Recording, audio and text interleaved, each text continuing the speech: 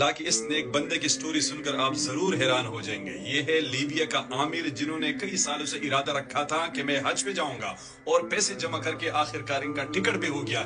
लेकिन आगे हुआ क्या, लाजिमी देखिए। 2 मिनट दीजिए इनको। आमिर जैसे ही हज के लिए एयरपोर्ट पहुंचा तो पासपोर्ट में मसले की वजह से उनको जहाज में बिठाने से मना कर दिया और तमाम मुसाफिरों का नाम ले लेकर सीटों पे बिठा दिए गए और जहाज ने हज की तरफ उड़ान भर लिए।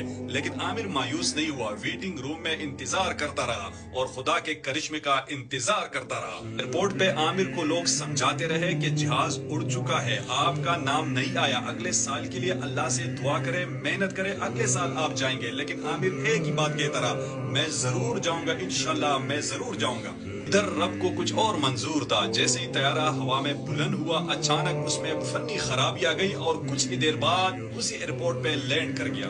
आमिर को जैसे ही मालूम हुआ कि जहाज लैंड कर गया और एयरपोर्ट हुकाम ने उनको बिठाने की इजाजत तलब की, तो पायलट ने सीढ़ियां खोलने से इनकार कर दिया। कुछ ही देर बाद फनी खराबी दूर होकर जहाज एक मरतबा फिर फिजा की तरफ बुलंद हुआ और इस बार भी आमिर नहीं ले जा सके।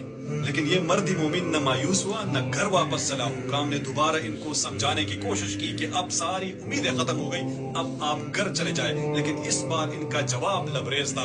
कहा कि इन्न तैयारत लन तज़हब बिदूनी व इन्नहा सतऊलु, ये जहाज मेरे बगैर नहीं जाएगा, ये फिर लौटेगा।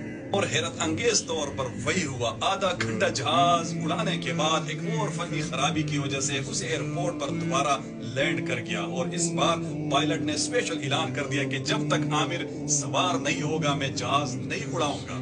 नाज़रीन, ये सिर्फ कहानी नहीं है, ये कल का वाकया है जो पूरी दुनिया में रिपोर्ट हुआ और सऊदी शाही खानदान ने उनको स्पेशल इस्तकबाल किया। और जब वो हुज्जत मुक़द्दस पहुंचा तो उन्होंने कहा अल्हम्दुलिल्लाह मैं हरम पहुंच गया।